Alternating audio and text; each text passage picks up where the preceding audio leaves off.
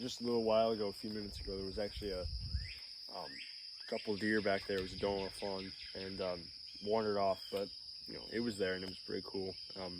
When I was walking back here, she was actually like right over there. I don't know how well the video can see, but she was right there, and she just stared at me for the longest time. I didn't even know her fawn was with her. She was like hiding her fawn behind her, in case there was a predator coming to attack. It's always been really interesting to me how like does and like the like maternal instinct can kick in with deer, because it's like usually just run away as soon as they see a person, but if they have a fawn with them, they'll like stomp their feet, like try to be scary and intimidating, even though it's just a deer.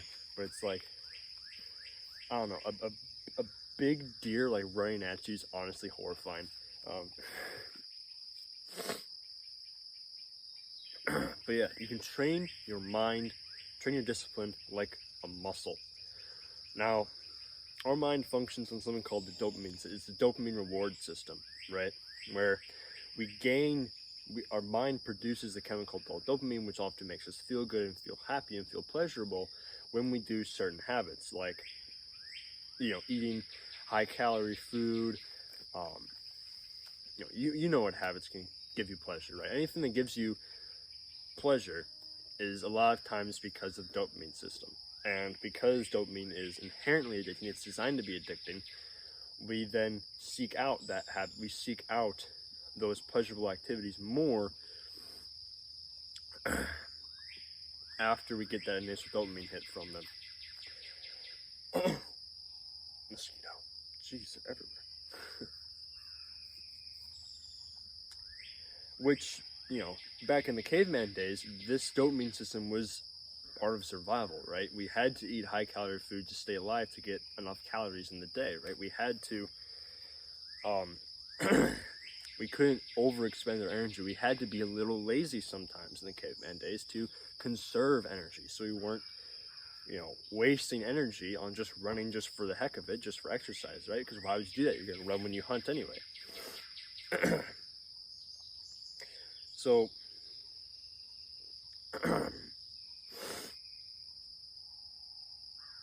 because this system still exists in our mind, right? Human beings, our brains and our bodies have not changed much since the caveman days. For most of human history, we were living in the woods, right?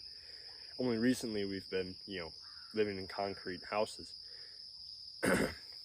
But because this system still exists, it's easily hydrated, it's easily controlled by companies and evil politicians, and it's easily manipulated, right?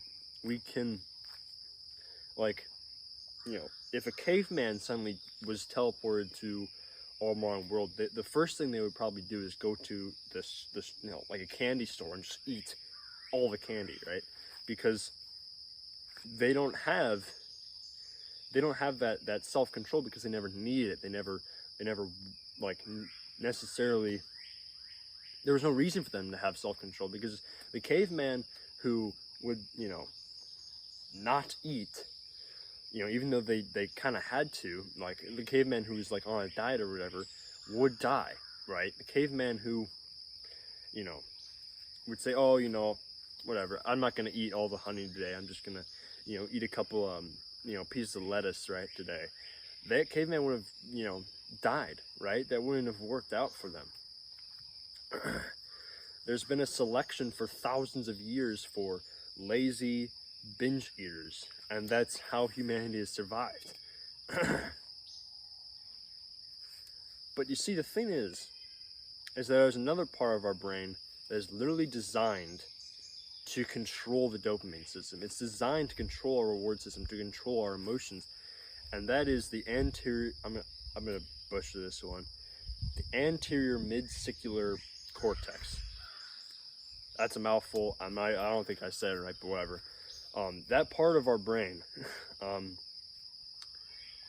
it's designed to control our emotions. And what's very interesting is that in very disciplined people like kickboxers, MMA fighters, just athletes in general literally have a larger anterior midsecular cortex than the average person. And that's not genetics, right? They're not genetically predisposed. That's another mouthful. They're not genetically predisposed to have a larger midsecular whatever it is. They're designed to have a larger one. They have a larger one because of their habits, because of what they do in their daily life, right? Because this is a part of our brain that we can grow and shrink depending on what we do, and it's actually incredibly fascinating. Every time you use this part of our brain, because the brain is a muscle at the end of the day, every time we use this part of our brain, it actually gets a little bit bigger, right? Just like how a muscle, when you train it, when you use it, it can grow in size, right? This part of our brain, we can literally become better at being disciplined the more times we do something disciplined, right? And you might think, well, duh, you know, the more time I practice something, the better I'm going to get at it, right? But we are literally able to rewire our brains, to change our brain structure just by doing something that we don't want to do, right?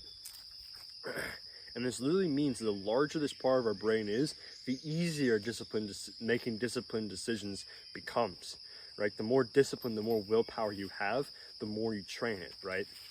And so a lot of people in self-improvement are trying to snap their fingers and become David Goggins, right? But you can't do that. Right? You can't just wake up one day and go, yes, now I'm going to run 50 miles today. You can't just do that, right? If you've been living a life of little discipline, of not really pushing yourself much, of barely exercising, you can't snap your fingers and poof, ta-da, you're now an ultra marathon runner. You can't really do that. At least not the average person. Maybe David Goggins can. So this means that the best way for us to actually become more disciplined is to train it like a muscle. Use progressive overload in the gym, right? You can't walk into the gym one day and bench 2 plates. You can't do that, right? But what you can do is walk in the gym and bench the bar, and then work your way up. Slowly add more weight and more and more and more and more, and next thing you know, you're benching 300, right? That's the power of progressive overload. That's the whole point of the gym, is to get stronger slowly but surely, improving yourself. Jeez, there were mosquitoes and the sun comes out, now there's flies everywhere. Jeez. One bad part about summer, the bugs are absolutely everywhere.